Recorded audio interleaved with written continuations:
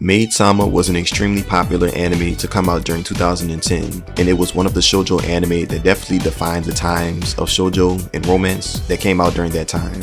But after sadly watching it, Maid-sama definitely did lose the plot, unfortunately. Why? I will explain. But first, we need to talk about what Maid-sama actually is. Maid-sama revolves around the strict, bold, stern character, Misaki Ayuzawa, who becomes the student council president of a previously all-boys school.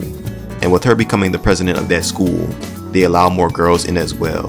And she always makes sure that all of the boys are in check and that they don't mess with any of the girls, with her very strict, strong attitude. But at the same time, she has a secret. She works at a maid cafe called Maid Latte. And this clashes with her identity that people see at school, because how the fuck are you going to be a strong person that's very strict and, stern, but also service people in a very cutesy cafe, So Misaki tries to hide this secret from everybody at school until Usui, the deuteragonist, finds out, and he has to keep her secret safe. But at the same time, he pokes a lot of fun at her about it, and their relationship grows as a result of this. This is Maid-sama. And Usui and Misaki's relationship is one of the biggest driving forces of the entire show. If you've seen Bleach, you can think of Usui and Misaki as Ichigo and Rukia, except Usui is a more stoic version of Ichigo. But you know what, bro, f it, that's gonna be the canon Bleach relationship that we all should have gotten. Ichigo should not have been with Miss Kurosaki-kun. Ichigo should have been with Rukia. I don't care, but I digress. And what's also great about Usui and Misaki's relationship is Usui, he did not play about Misaki. He almost crashed out about her so many different times. He would always make sure that she had everything that she needed to make sure that her secret was safe. And he also helped her grow as a person as well. And with Usui's character, we are introduced to the power of the Chad. Because the Chad was what? The Chad was great. The Chad was great. Going further into detail, Usui helped Misaki in many different events and many different situations. He helped her in the school festival, for example. He helped her in the sports festival that their high school had, and also with her different maid events that would happen at the Maid Latte cafe that Misaki worked at. And so many different people need to understand that, if you feel like a girl or a person is out of your league, the power of the Chad overcomes all. Just by being cool, calm, collected, making sure that you have every situation that you're in under control, or at least most of them that you're in, and just showing a person that you actually care about them in a very stoic but also very loving and affectionate way. That's the best of both worlds, bro. Hannah Montana, that's you, okay? That's you. And how can you not find that attractive, And that's exactly what Usui did in the case of Misaki in their relationship. Have y'all seen Victorious? Do y'all know that Andre is literally the most unproblematic character? Why do y'all think that Jade, the character that literally hates everything, had somewhat of a positive relationship with Andre, as did Andre with the rest of the characters in the show? It's because he was the Chad. He was the cool guy that was reliable, that everybody could count on, that would easily get along with everybody, and he was a very pleasant person to be around. This is also the case with Usui. Also, Andre is the best character in Victorious. If you think otherwise, argue with the wall. She said, take your time. What's the rush? I said, baby, I'm a dog. Maid-sama is also very special because it fits under this shoujo umbrella, as I would like to call it, extremely well. Maid-sama came out in 2010, and the early to mid 2000s were such a special time for shoujo anime that anime like Nana, Aran High School Host Club, Peach Girl, and also Maid-sama were able to thrive and fit under this umbrella.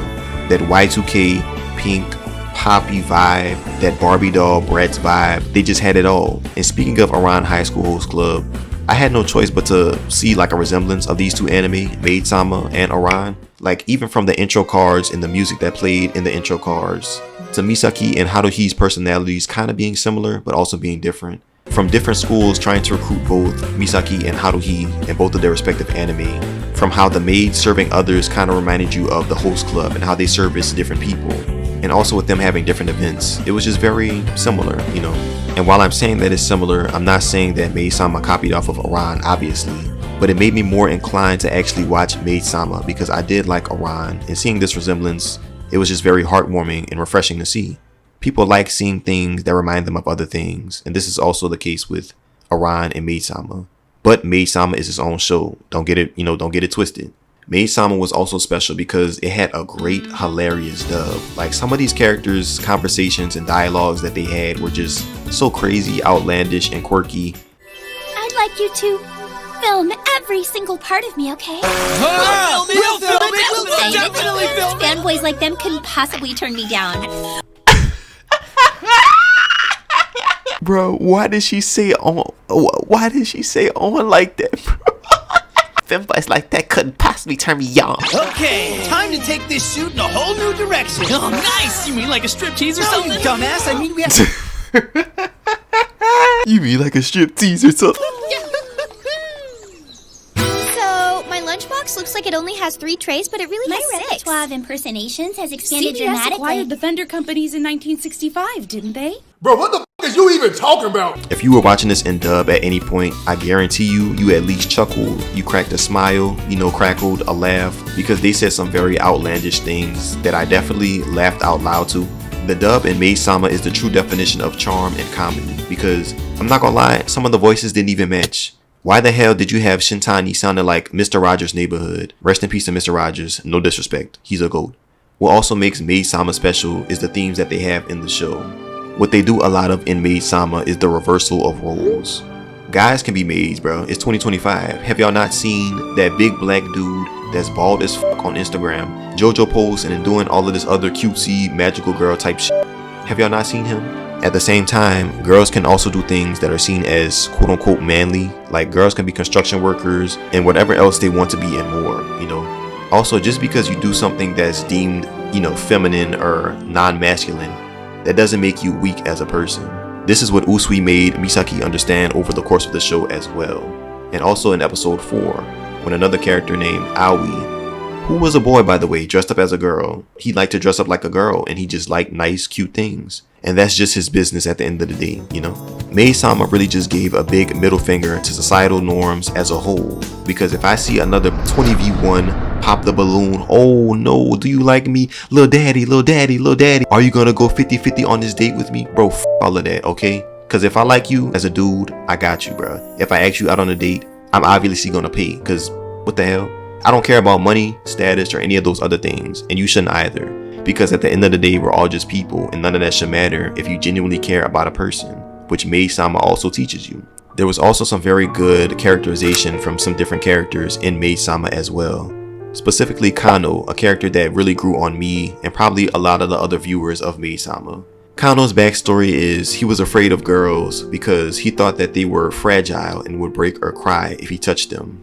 What? I know that's very weird and specific, but hear me out, okay? His mom left his dad because of this, and his dad really didn't explain how or what that meant. So Kano just had it in his head that if he made contact or interacted with any girl, they would break or cry or just be afraid of him. But he overcomes this fear, and it's actually pretty wholesome to see because the main character Misaki also helped him to overcome this, with her also overcoming her fear of being seen as weak and also less than what she is because of her being a maid, thanks to Usui. This also goes hand in hand with the good characterization in Maid-sama. And Kano even helps another girl get over her fear of being afraid of boys as well. But at the same time, there were some characters that I did want to see and hear more from. For example, the 3 delinquents that we first see in the first episode. They see that Misaki works as a maid and they try and expose her, but after Usui confronts them, they become her fans. But with how much screen time the 3 delinquents had, they definitely deserve stronger backstories and more depth to their characters. And this also leads into how Maid-sama unfortunately lost the plot. Okay, she got Sway. Hello. Okay, she got Babe. Hello. Okay, she got Clay. Hello. Okay, she got Hay. Hello. So number 1, there was a character named Yukimura, right? Why the f was he always getting feminized and hoed, for a lack of better words? With Yukimura's character, he was very shy and reserved, and a lot of the other different characters in the show would mess with him. And some people even thought that he was a girl because of his actions and the situations that he was put in. I don't want to say I feel like he was emasculated, but I don't really like what they did with Yukimura's character. With the type of show that Maid-sama is, showing that you can do and be who you want to be and still regain and retain yourself as a person, I feel like Yukimura's character proves the opposite of that because he was trying to be seen as a very strong, responsible man. But I feel like the show kind of used him as comic relief, and that they failed at showing what they tried to do with the other characters in the show, at least in my opinion. But at the same time, Yukimura also sometimes let it happen to himself because you gotta stand up for yourself sometimes, You can't let people punk you because if they do it one time, they're gonna do it endlessly, okay? Maid-sama also became very predictable after a certain point, with Usui just always scooping in and saving the day and saving Misaki, and also just helping her as well. For example, 3 friends in the show, Misaki, Shizuko, and Sakura, decided to follow Usui to see what he does in his daily life. I and the viewer could see from a mile away that Usui knew that the 3 were following him, and he was just doing random shit, random side quests like Lil Uzi when Uzi should be dropping an album. Usui just went on a wild goose chase of random events just to tire them out and mess with them because he knew that they were following him. And I knew this as well, but it's just like, if I know this, why am I still waiting to the end of the episode for him to say that, oh, I knew that you guys were following me? You figured me out. You got me red-handed. Because I knew it, because it was predictable. And like I've already said many times in this video, Usui would just be in random places, making sure that Misaki was okay, and just tagging along with her as well. Like, even when you didn't see him on screen, you know that he would pop up on screen because it's predictable. It was almost like One Punch Man, if y'all have seen that anime, in the sense that every time that you would see Saitama, you knew that everything would be okay because he was the One Punch Man and he would kill anybody that would get in the main character's way. This is the same thing with Usui, minus him killing people because he was on the verge, but he didn't do it. But anytime he was on screen, you knew that Misaki would be okay, even if it meant Usui getting hurt and Misaki being okay. Also, the very random, wild moments that they had in the show, I felt like couldn't they have been executed in a much better way? For example, why did Usui kiss Yukimura, you may ask? Well, he kissed Yukimura because he wanted to show Misaki that the kiss that he did to her in previous episodes didn't really mean as much. But like, bro, there was no other way the world had to be fixed. Like, you couldn't find any other way to show that that kiss didn't mean anything than by kissing another boy. Like, come on now. Also, in another episode, Misaki made Usui touch her breast to show that she was actually a guy because that's just what the situation called for in that episode. But it's just like, writers, y'all couldn't think of any other way to prove that Misaki was actually a boy than to have Usui touch her breast. Like, I don't know. But at the same time, I did watch this in my early 20s and I am a dude. So compared to like a girl's experience who may have watched Maid-sama when they were like 13, 14, 15, maybe younger, maybe a little bit older. And, you know, as a younger girl, you might be thinking to yourself, oh my gosh, Usui just touched Misaki's boob. So, you know, it might just be the case of different times and also different experiences. And in 2025, this was just my experience of Maid-sama. The last way that Maid-sama lost the plot was they would introduce different characters to try and interrupt Misaki and Usui's relationship by having like a weird love triangle. But it's just like, bro, when you search up Maid-sama, who do you see? You see these 2 characters, right? So what the hell makes you think that if a random Justin Timberlake looking ass dude comes out of left field, what makes you think that Misaki would get with him rather than Usui, who's the deuteragonist of the show? I honestly felt like it was just kind of like a waste of time at times because you just knew that it wouldn't work. And I was just ready to be done with the show, you know, not to say that it wasn't enjoyable, but they really just dragged it on and unfortunately it lost the plot like I said before. But Maid-sama was an amazing experience. I definitely want to see more shoujo anime like this. The dub really brought the anime up for me, I'm not gonna lie. Because I don't really rank anime, I don't really rate them. I'm not Anthony Fantano. But if I had to give this a solid score or a solid number out of 10, I'd say this was like a decent 7 out of 10. That's gonna do it for this video. If you enjoyed, make sure you leave a like. Subscribe today to become a senpai or a senpaiette. The best, most beautiful, inclusive community on YouTube. I'm gonna go. Respect yourselves, okay? Please. If you don't respect yourself, nobody else will. And also know that you're your own person and you carve and shape the path that you want to live in your life your own way, okay?